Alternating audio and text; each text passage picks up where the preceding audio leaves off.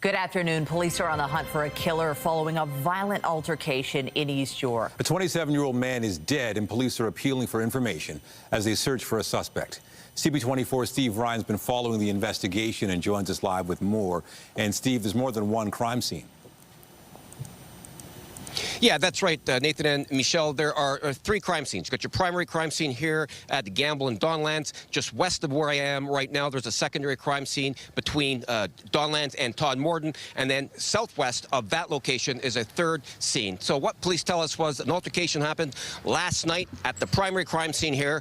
Following the altercation, a man subsequently died as a result of his injuries. And it appears as though the suspect then fled in a vehicle and went westbound along Gamble, striking two other vehicles. Witnesses tell me that they saw a man run from that vehicle. And then third scene on Todmorden is where I'm told a weapon of some sort, an edged weapon of some sort, was located by police. So police are now actively looking for the suspect as he remains outstanding. Now, we did hear from Toronto Police earlier on, and we spoke to a neighbor as well. And here's more from both of them. I can tell you that he was a hardworking young man. He was an auto mechanic by trade, and he was very much loved by his family and his nieces. At this point in time, we are in the early stages of this investigation. We're gathering evidence, we're canvassing the area, and we're speaking with witnesses. It's really important that anyone with information who may have seen or heard anything contact police. It was about 9:45, and my son called me to his window, and he said that he heard a loud sound. We looked outside. We saw three cars. One was crashed into a tree, one was in the middle of the road, and then that red one looked like it had damage. The vehicle that the suspect is believed to have been in has been impounded by a Toronto Police departmental tow truck. That'll be taken to a more secure location where the FIS or the forensic team will go through that, looking for any sort of evidence that will help them identify who this suspect is. And what they will be looking for most likely will be fingerprints inside that vehicle. Send it back to you guys. CB24 Steve Ryan reporting live in East York. Thanks so much. In another case, shots were fired at a business in South Etobicoke early this morning. Police were called to the Lakeshore and Islington area around 3:30 a.m. A building in the area was struck by gunfire, but no injuries have been reported.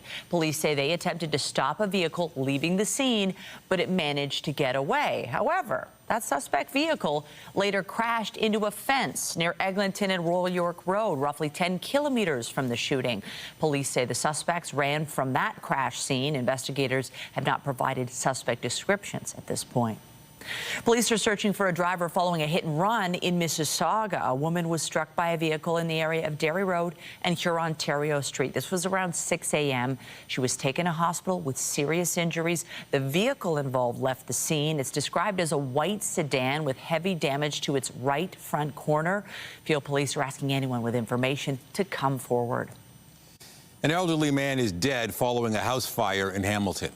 Emergency crews were called to a home on Fennell Avenue East near Mountain Brow Boulevard early this morning. A man in his 80s was pronounced dead at the scene, while a woman in her 80s has been taken to hospital in critical condition. The cause of the fire is still being investigated. There are a number of streetcar delays following a derailment this morning. Streetcars on King, Dundas, Carleton, Spadina, and Bathurst are backed up by about 15 minutes after a streetcar derailed at Leslie Barnes Car House. That's located at Leslie and Lakeshore. The cause of the derailment is under investigation. Still to come, gas prices have risen once again amid the ongoing war in the Middle East. We'll have more on the conflict and the pain at the pumps a little later in the newscast. But first, the Ford government would unveil its latest budget today. Ontario Finance Minister Peter Bethlenfalvy has stated Ontarians must plan for tougher times ahead amid the ongoing trade war with the U.S. and global conflicts which are straining the province's economy. Bethlenfalvy has already announced some new spending ahead of the budget, including an additional $325 million for primary care, as well as $1.4 billion to cover the province's share of the HST for some homebuyers. City Council's meeting for a second straight day with a number of items on the agenda. They include things like the city's potential involvement in Supreme Court case about Ontario Place and police officers in subway stations. Our Janice Golding has been following the meeting, and she joins us live from inside Council chambers this hour. Janice. Hi, Michelle. Yes, one of the motions on the table at today's City Council meeting will involve safety and order on the TTC. Councillor Brad Bradford will be proposing a three-pronged safety action plan, as he calls it. And the first part of his proposal would involve police patrols at all TTC stations. The mayoral hopeful says that should significantly deter violence and harassment before it starts. Bradford says the second portion of his motion would introduce standardized cleanliness protocols and improved lighting to send a message that disorder is not tolerated. Now, one of the more controversial portions of the motion involves the installation of platform edge safety doors along the transit system, something that would involve significant cost. In fact, a June 2025 report indicated the cost of retrofitting 70 subway stations could cost $4.1 billion if adopted system-wide. I think we have to pick some priority stations and start there. I also reject the premise, from staff of the costing. I don't think they've taken the time to take a serious look, and there's lots of other technologies and systems that we can learn from. So let's make a commitment to investing in safety. Safety is not a nice to have, it's a must have. Let's make that commitment, and let's figure out something that works here in Toronto. A pilot project at TMU Station, which would have seen the doors installed, was actually put on hold last year for more study. Reporting live, I'm Janice Golding. Now back to Michelle and Nathan. Thank you, Janice.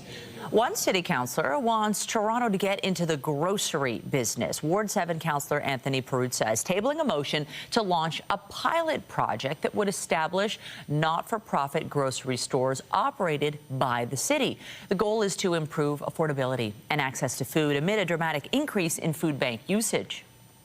The rising cost of living continues to place significant financial pressure on Toronto residents.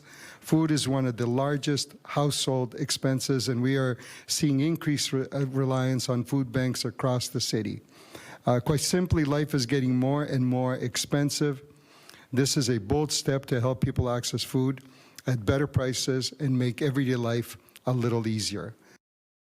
Without access to affordable, nutritious food, our clients are forced to make choices. Do I pay rent this month, or do I buy food for my family? And their health continues to decline, and social and healthcare costs will rise. So we need to make investments like these. Many residents do rely on food banks and community food programs, but they were never meant to replace stable, affordable grocery access. Councillor Peruzza says the city has several food deserts, which leave residents relying on smaller retailers where prices are often significantly higher. His motion calls for property taxes and development charges to be waived to reduce the operating costs of these proposed stores.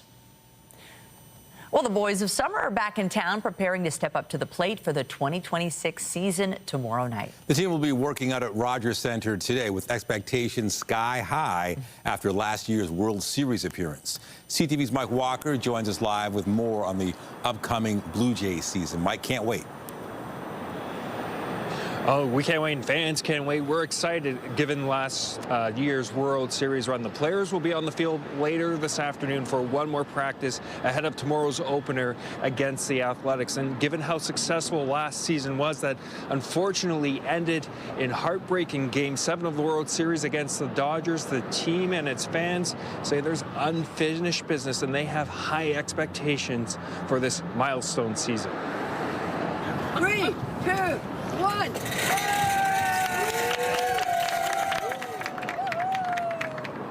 At City Hall this morning, the Blue Jays and Mayor Olivia Chow raised a flag to commemorate the team's 50th season and their 2025 American League Championship. The Jays ace, Kevin Gausman, will get the start in the opener in what is the final year of his contract. The Blue Jays added depth to their starting rotation, and that will be tested right away with Jose Barrios, rookie sensation Trey Yesavage, and Shane Bieber all on the injury list. The infield will also look different this season following the departure of Bo Bichette to the New York Mets. And one of those new additions is all-star third baseman Kazuma Okamoto from Japan, who the Jays signed as a free agent to a 4-year, $60 million contract. And on the eve of this first game of 162, many fans we're speaking with are expecting nothing less than a return to the postseason. Here's more. I think that the Jays are going to win the World Series this year. They had a really good shot last year. They easily could have beat LA. I mean, it was so close. I mean, anything could have happened in that game. So I definitely think that they have a stronger team this year. And I think that with a little luck, they're going to win the World Series. I saw the spring training, and the team is very solid. So I've got high expectation for them, yeah. Oh, we're going to be the best. There's no doubt about it. Why is that? Because we got Guerrero. We're stacked. I think we got more leverage, some of the adjustments and stuff like that, so we should be okay. Now, we'll be heading inside the Rogers Centre this afternoon. We'll have an opportunity to hear from tomorrow's starter, Kevin Gausman, as well as Vladdy Guerrero Jr. and manager John Schneider, who recently just signed a 2-year contract extension. Reporting live on Mike Walker, Nathan and Michelle, back to you. All right. Thank you, Mike. We have more news in a moment, but first, a look at the forecast. There's a live shot of the city this afternoon. We are going to hit double-digit temperatures today. That's good, but clouds and possible rain. Let's bring in Lindsay Morrison with a check on the current conditions. Hey, Lindsay. Hey, Nathan. Yeah, we're just waiting for the rain at this point. It is coming, but the warmth is already here. It is 10 degrees at Pearson Airport, 13 degrees in Hamilton at this hour, 15 in Niagara Falls, and inching closer to that 20-degree mark in the Windsor area. Here's our current satellite and radar, though. It looks as though some showers are now beginning to enter the Greater Toronto area. We'll see periods of steadier rainfall as we progress through the afternoon. And there is, just recently added here, a severe thunderstorm watch in place for extreme southwestern portions of our province. Thunderstorms are less of a threat for us today. We don't really have the right dynamics at play, but these northerly winds are going to really kick in a little later on today. So while we are forecasting a daytime high of 12, overnight tonight, the temperature is going to plummet eventually to a low near about -7 degrees. That will be early tomorrow morning, but the overnight temperature -4, feeling more like -12. Tomorrow brings sun, but yes, it is going to be quite chilly. Lots to discuss in your weather forecast, but for now, Michelle, I'll send things over to you. Thank you, Lindsay. Well, the wreckage of the Air Canada plane that collided with a fire truck Sunday has been removed from the runway at New York's LaGuardia Airport. Officials are now reviewing the condition of the runway to make sure it meets FAA regulations. A spokesperson for the Port Authority of New York and New Jersey says they hope to have the runway reopened by tomorrow morning. 2 Air Canada Jazz pilots were killed in the crash, while roughly 40 other people were injured, including 4 who are still in hospital. The head of the U.S. National Transportation Safety Board says staffing levels are being examined as a possible factor in the crash. During this shift, you pretty typically have 2 controllers. In this case, you have LaGuardia that has 900 flights per day, and one would think that between 10 o'clock and 6 o'clock it would be lower traffic, but in this case we saw that there was a pretty heavy workload for these 2 controllers, where you had an emergency going on, you had several flights that they had to attend to, so it was a high workload for them. In this investigation, we will look at controller staffing during that mid-shift. We will look at controller staffing entirely in this tower, but then across the national airspace. Meanwhile, Air Canada's CEO is now apologizing for the way he expressed his condolences following the deadly crash. In a video message, Michael Rousseau provided an update on the crash in English, speaking just 2 words in French. He was criticized by politicians across the country, including the Prime Minister. Rousseau has also been summoned to appear before the House Official Languages Committee. This morning, he released a statement in English. It reads in part, "I want to reiterate my deepest condolences to the families of the Jazz captain and first officer who tragically lost their lives, and recognize the profound impact this accident has had on our employees and customers." Air Canada is cooperating fully with U.S. and Canadian authorities in the investigation. As President and Chief Executive Officer of Air Canada, it is my duty to support those affected by this tragedy. I am deeply saddened that my inability to speak French has diverted attention from the profound grief of the families and the great resilience of Air Canada's employees who have demonstrated outstanding professionalism despite the events of the past few days. Canada has officially hit the NATO spending target of 2% of GDP, which was set in 2014. NATO Secretary General says 2025 was the first year all allies met the agreed-upon defense spending target. For too long, European allies and Canada were over-reliant on US military might. We did not take enough responsibility for our own security. But there has been a real shift in mindset, a collective recognition of our changed security environment. Canada spent more than $60 billion on defense in 2025, according to NATO's annual report. In 2024, the country was spending under 1.5% of GDP on defense, making it one of 11 member nations which did not meet NATO's spending obligations. U.S. President Donald Trump has repeatedly demanded NATO partners significantly boost defense spending. In June, Prime Minister Mark Carney announced allies had agreed to a new defense pledge, which would see them invest 5% of GDP by 2035. And in Halifax this morning, the Prime Minister was asked how Canada was able to finally reach that 2% threshold. It's the focus on the priority. We came into office, we ran for office recognizing the world had changed, recognizing the importance of securing Canada, defending Canada, fulfilling our commitments, starting with our commitments to the women and men of the Canadian Armed Forces, as I've been emphasizing. So we're great believers. I'm a great believer is you set your priorities, you focus on them, you follow through. I think the second thing that's changed, and we're just starting to see this begin, is this link between our investments in defense and how we're building out the strength of Canadian firms, the Canadian economy.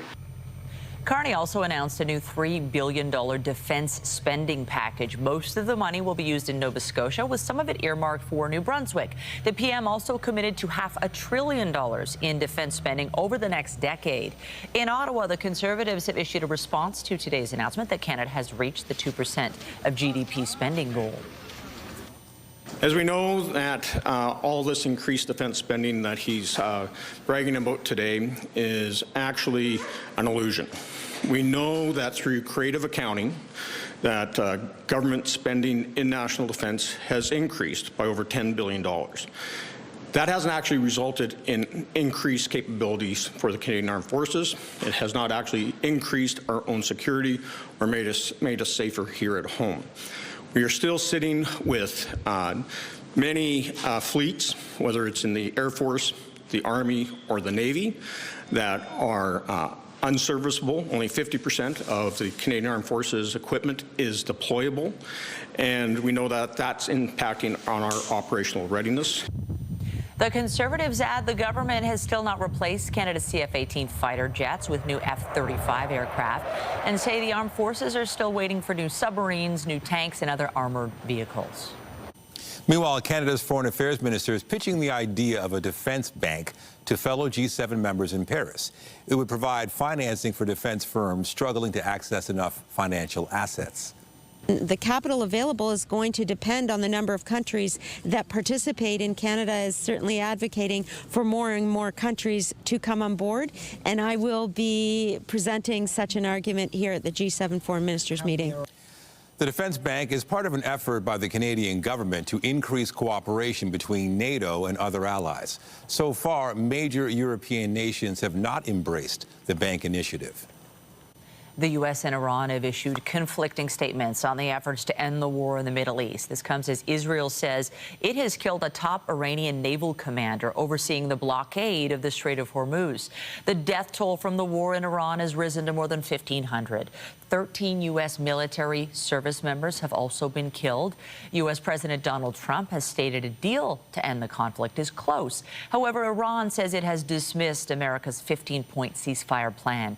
Iran has effectively closed the Strait of Hormuz, which normally sees a fifth of the world's oil and natural gas pass through.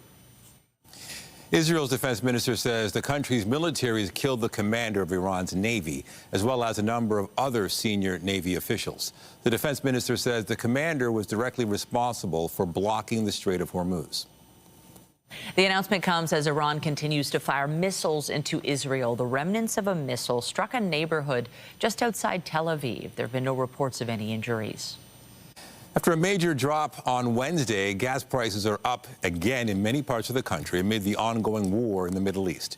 In the GTA, the price at the pumps rose 8 cents overnight to just under $1.73 per liter. That follows a 13-cent drop yesterday. The CAA says Canadian gas prices averaged $1.70 per liter yesterday, and that's compared to $1.30 a month ago. And here's a look at gas prices across the country. British Columbia is still paying the most at $1.91 per liter on average. A recent price drop in the Northwest Territories means they now have the cheapest gas at just over $1.63 a liter. And CTV's Scott Hurst has been following this gas price roller coaster and joins us live now with more. Scott, many of us are still trying to get our heads around these fluctuations that are daily. Nathan, good afternoon. A roller coaster ride really is one of the best ways to describe it. Up one day, down the next, as we saw just this week in the greater Toronto area. Prices down yesterday, and that saw a lot of drivers quickly going to fill up their gas tanks, leading to some lines at stations across the GTA, to now prices up again today. And we've seen these wild swings due to the ongoing U.S.-Israeli war with Iran. But on average, despite the fluctuations up and down, prices are still up some 35 to 40 cents per liter over the past month, with the cost of crude oil per barrel up as much as 40% since the start of the year. And consumers have been feeling the impact when it comes to filling up their gas tanks. But also in other areas, we've seen the impact on prices when it comes to some grocery items, travel costs, and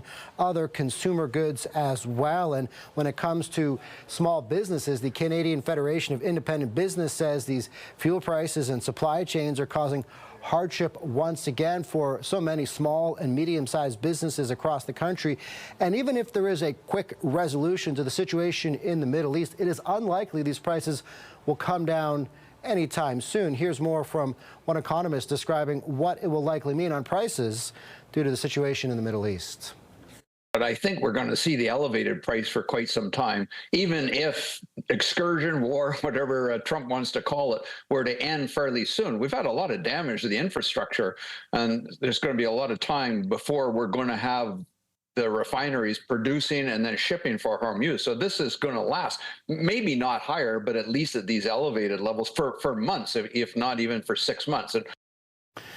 And so, Nathan, these high gas prices have at least one federal union calling on Ottawa to follow the advice of the world's energy watchdog, the International Energy Agency, to allow public servants to potentially work from home. That call coming from the Canadian Association of Public Employees, really to help ease the strain on the fluctuating gas prices and the impact that it is having on consumers. And Scott, in the U.S., the U.S. Postal Service says they're going to implement an 8% fuel surcharge on certain deliveries. Could this happen in Canada? Nathan, this 8% surcharge needs to go through regulatory approval first, but if it does come into effect, the increased cost for shipping could be implemented for consumers south of the border later in April. Now, when it comes to shipping costs here in Canada, fuel prices are also putting pressure on those costs. CTV News did get a statement from FedEx, and it says FedEx manages fluctuations in fuel prices through dynamic fuel surcharges, which is adjusted weekly in line with global fuel price movements. Canada Post as well on its website saying it is directly impacted by changes in fuel prices, and it too applies a fuel surcharge on parcel services, which are updated weekly, and they adjust the fuel surcharges up or down as fuel prices change. So much of what consumers need to buy when it comes to either sending a package, filling up the gas tank, or going to the grocery store, so much of it continues to be impacted by the war in Iran. All right, CTV's Scott Hurst in the CTV National Newsroom. Thank you. Thanks, Nathan. There was a new face at a Fredericton City Council meeting this week, though she's not old enough to vote. A local councillor brought her 7-week-old daughter into council chambers in what was a historic first for the city. CTV's Laura Brown has the story. 7 weeks in the world, and baby Josie is already making a statement that parenthood and politics can, in fact, mix. We have a very special guest with us this evening, and it marks a historic moment for Fredericton City Council. Josie was the youngest attendee ever at Monday's regular council meeting in Fredericton. A balancing act, Councillor Cassandra LeBlanc admits, came with some very normal newborn anxieties. Worrying about my baby having a blowout and where am I going to change them? If it's mid-council, I don't want to miss a vote. Also, breastfeeding and what to do if she cried. Josie rose to the occasion, showing everyone she belongs. Mayor Kate Rogers says it's taken some time to get here, though. She's Fredericton's first female mayor. And the conversation was, why aren't there more women at the table? And I would say, women don't want to be at that table because that table is not welcoming to us. I wanted to create a space where women knew that it was their place. Very few sitting New Brunswick politicians have given birth while in office. 5 years ago, MLA Megan Mitten had to ask that the provincial legislature install change tables so she could bring her newborn to the House. At 27, LeBlanc was the youngest woman elected to council in 2021, knowing at some point she'd want to start a family. But I think this is a great example of how the secondary plan is supposed to work. And I hope one day she looks back on that and is proud of her mom, and maybe it inspires her and other little girls to run for council or other offices. A reminder that even the youngest constituents can make waves. And of course, the hope is for baby Josie to grow up in a world with more women and mothers around the political table. Laura Brown, CTV News, Fredericton. Well, if you're hoping to maybe take your baby out for a walk this afternoon, just be mindful of the fact that even though it is mild, we've got some rain moving in. But let's talk about those temperatures first. Forecast daytime high here in Toronto, 12 degrees. 7 is the seasonal average. We're not expected to break any temperature records today. The record to beat is about 20 degrees. Windsor, for example, may get to 20 this afternoon, already at 17. But look at what we are waking up to tomorrow morning. Temperatures near -6 degrees. Wind chills in the minus teens. At least it's going to be sunny. We'll talk about Friday and take you right through the weekend forecast coming up here on CTV News at noon.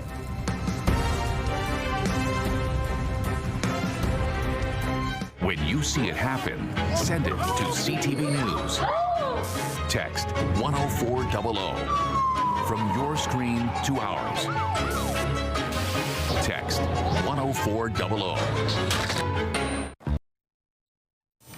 The Artist Project is taking over the Enercare Centre for the next 4 days with more than 300 independent creators from across the country. And this year, the theme is centered around sports. CTV's Jessica Smith joins us live with more on, I love this line, the art of the game. Jess. Michelle, it is so cool. When you come down here, you are exposed to artists of every single variety and medium, and it really is so inspiring. And it is one of my favorite things to come to all the time. I want to start with Emily. When it comes to bringing all these artists together, what goes into that? Because there are over 300 people here, mostly Canadian, some international, but you have artists that are through every single medium here on display as we head throughout the next few days.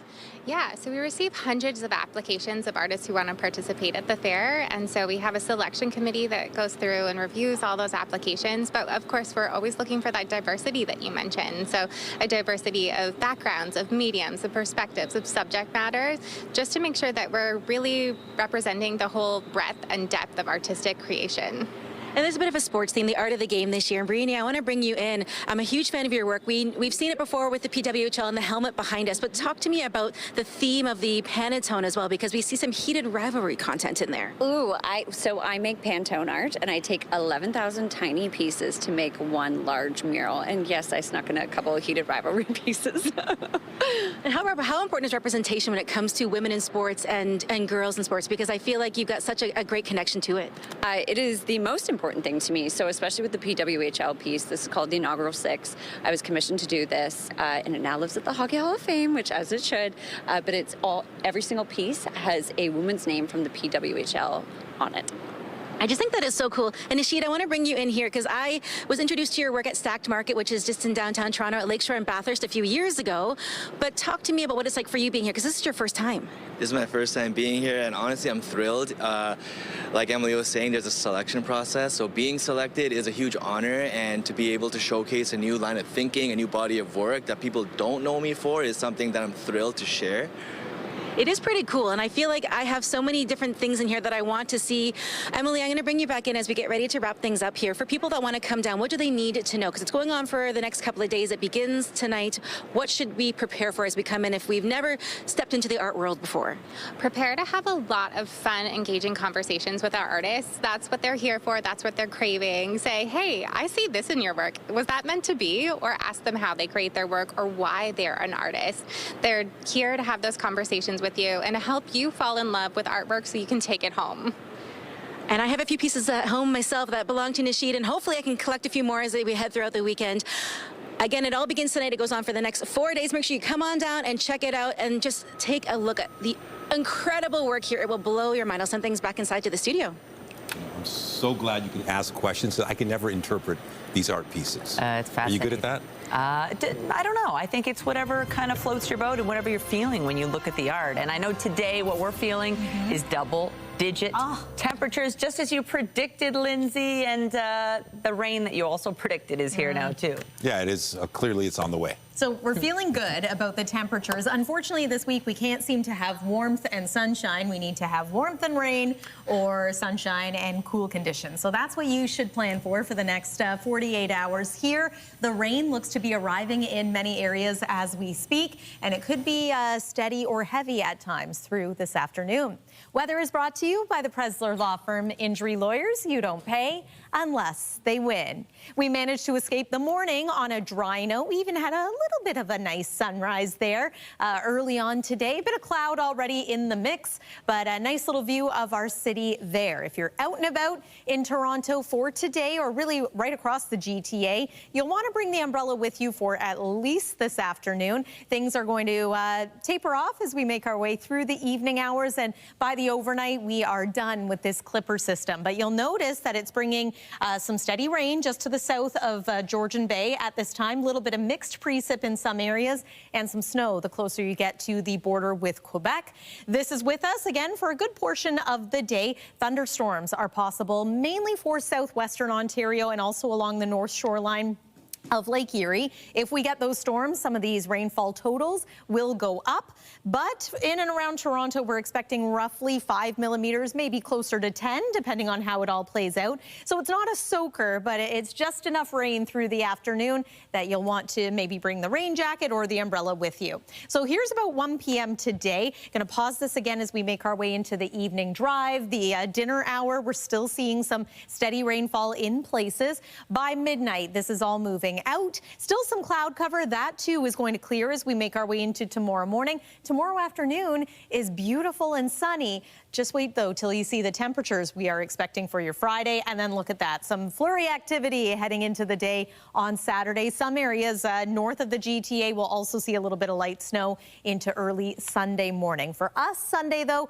temperatures are going to rebound. I'll show you that momentarily. The heat is on once again in the central United States. Some parts of southern Ontario are feeling that. It's 16 degrees right now, for example, in Windsor.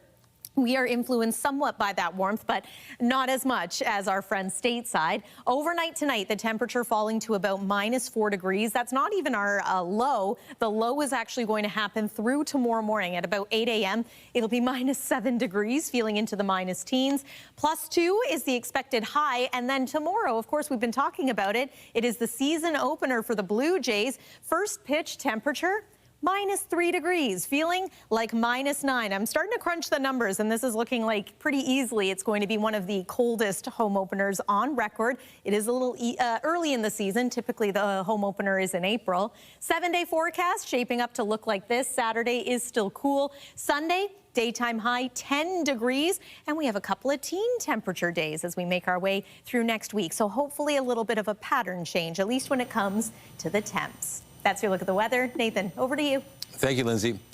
The Blue Jays are set to open their season tomorrow, and there will be a number of new things for fans to check out at the ballpark this season. CTV Sean Leithong recently got a sneak peek at what's on deck for fans. From celebrating the Blue Jays' past, to the overwhelming demand for new merch, to the giveaways that connect fans with their team, this year the Rogers Centre is focused on history and hype. What a better way to be able to celebrate that than during our 50th season. Fans entering the stadium at the 100 level can now get up close to memorabilia from this team's rich history, like the glory years, including Joe Carter's gear from this. Well hit down the left field line, way back and the bat, known throughout baseball for this. Even right up to last season, with this display laying the groundwork for what will soon become a Hall of Excellence. Over at the Jays shop, they're getting jerseys ready for the opening day rush. There's still a lot of demand, right? We're American League champs, and that's certainly something to celebrate.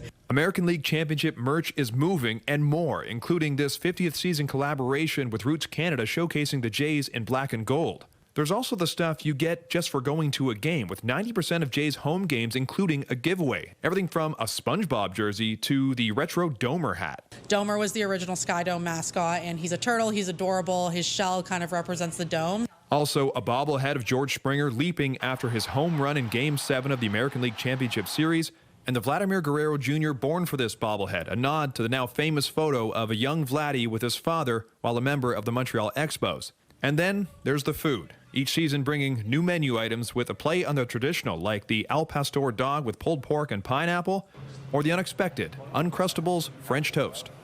French toast. At the ballpark. Not bad. For stadium upgrades, the biggest is the Rogers Terrace located on the 200 level behind home plate for fans who want a more luxury experience. But to get in here, this is a member-based club. It is sold out for the season. With lots of room for about 1,000 fans, that is still close to the action. And the reason why it's called the Rogers Terrace isn't just because of this large indoor area, but also you can step outside to an exclusive patio, but remember, it's members only. With just days before the 2026 season, their home is ready to celebrate what has come before in anticipation of what's next. Sean Leathong, CTV News. And a few days after marking the completion of upgrades at Toronto Stadium, the city's announcing a few upgrades of its own for the FIFA World Cup. Later this afternoon, officials will be providing an update on the mobility plan, that's what they're calling it, for the 6 matches of the world's most watched sporting event, set to be played in Toronto. The plan's expected to cover strategies for public transit, coordination with regional transit providers, and congestion management. The update scheduled for 1:15 at City Hall. Still to come, struggling to get a doctor's note. Many Canadians without a family doctor are facing additional issues when it comes to missing work. Stay with us.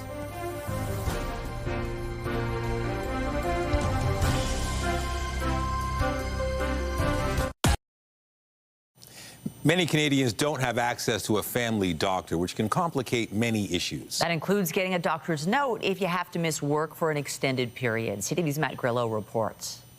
At 77 years old, Brian Williams is still working. In January, he hurt his shoulder while on the job and was ordered to be off work for 6 weeks. He started physio and was recovering, but before he could return to work, his boss needed a doctor's note. Knowing he was off for about 6 weeks, knowing that he would have to have a doctor's note, it's like start now and hopefully within 2 or 3 weeks you'd get an appointment. Brian and his wife Karen started looking for a doctor's appointment in early February. Both don't have a family doctor. Since about the first week of February, we have called constantly every second day trying to get an appointment someplace.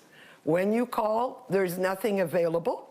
Not even within 70 kilometers of our house. The couple kept on trying. They went on Click Santé and repeatedly called 811. One day we sat 24 hours and just kept with 2 telephones, a cell phone and a house phone, redialing. Then when we finally got through, they said, well, we'll call you within 72 hours. I can't understand that they always say there's nothing available. There's nothing available. There's got to be something somewhere. Earlier this week, an appointment opened up, and Brian got a doctor's note saying he could return to work after nearly 2 months of waiting. On the other hand, they're wondering why the ERs are so overloaded.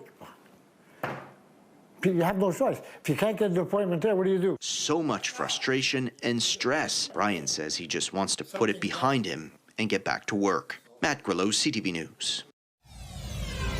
Still to come, a jury in California has found Meta and YouTube guilty of negligence when it comes to how their platforms affect kids. The details when we come back. Get Toronto's top stories, breaking news alerts, and watch live. Download the CTV News app. A jury in California has found Meta and YouTube guilty of negligence. The case aimed to hold the platforms accountable for harms to children who use them. The plaintiff is a 20-year-old woman who claimed using social media as a child made her addicted to the technology and worsened her mental health struggles. Jurors deliberated for 40 hours before delivering the verdict and awarding her $3 million in damages.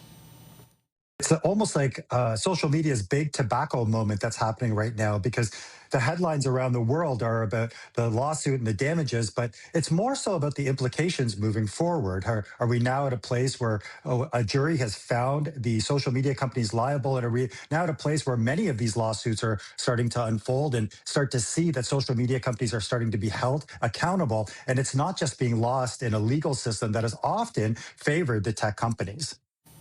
This is the second verdict to go against Meta this week. A jury in New Mexico previously ruled the company's actions have harmed children's mental health, violating state law. Bill Maher set to receive the Mark Twain Prize for American Humor from the Kennedy Center. The news comes days after the White House press secretary denied the report. Maher has a long history of both praising and criticizing U.S. President Donald Trump.